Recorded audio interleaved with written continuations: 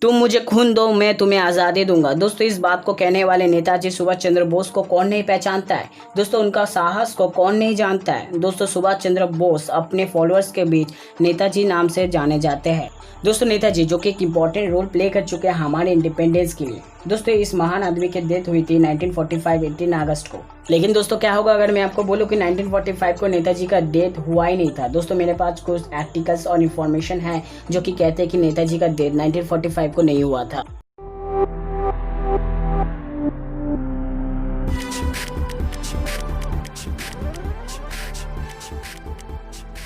तो हेलो दोस्तों, welcome to our channel. और आज के इस वीडियो का टॉपिक है नेताजी वाज अलाइव आफ्टर 1945।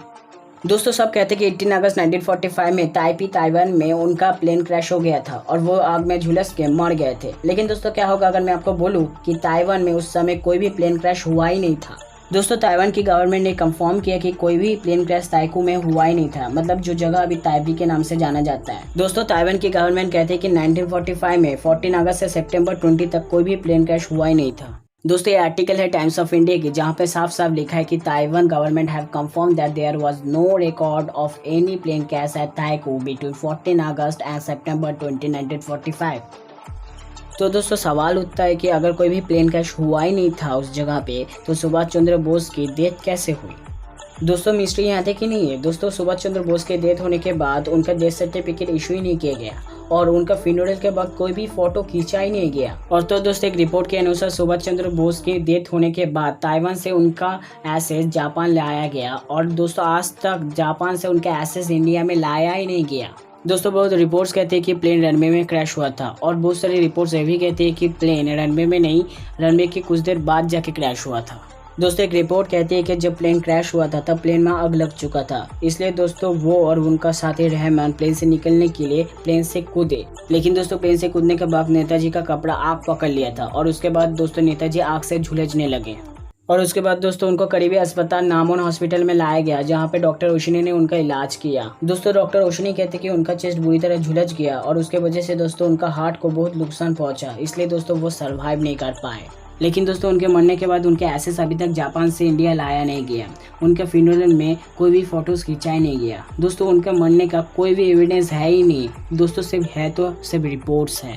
दोस्तों, यहाँ तक तो ठीक था, लेकिन दोस्तों अचानक 1966 में एक फोटो की फॉरेंसिक फेस मैपिंग किया गया और वो रिपोर्ट ब्रिटिश एक्सपर्ट ने सबमिट किया था और वो कहता है कि फोटो में लाल बहादुर के पीछे जो इंसान है वो सुभाष चंद्र बोस हो सकते हैं। दोस्तों, ये फोटो ताशकंद में खींचा गया था। दोस्तों, ये आर्टिकल india.com की है, जहाँ पे साफ साफ लिखा है forensic face mapping report submitted by British expert that suggest Netaji was alive till 1966। दोस्तों, इस सब के बाद और एक नया मिस्ट्री सामने आई गुमनामी बाबा की, जो भगवान जी के नाम से भी जाने जाते हैं। दोस्तों, बहुत लोग मानते हैं कि उनका चेहरा, उनका आवाज काफी हद तक नेताजी से मिलती है।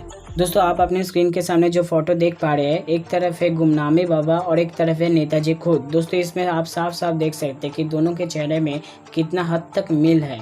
दोस्तों, हिंदुस्तानी टाइम्स के एक आर्टिकल में साफ साफ लिखा है कि the commission observe he was fond of music, cigar and food and his voice was like in Netaji's voice.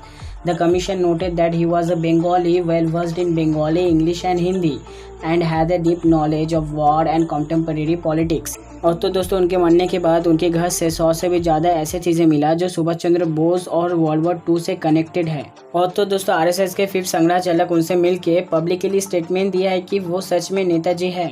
दोस्तों, बाद में गुमनामी बाबा का डीएनए टेस्ट किया गया, जहाँ पे सुभाष चंद्र बोस के साथ उनका डीएनए मैच नहीं हुआ।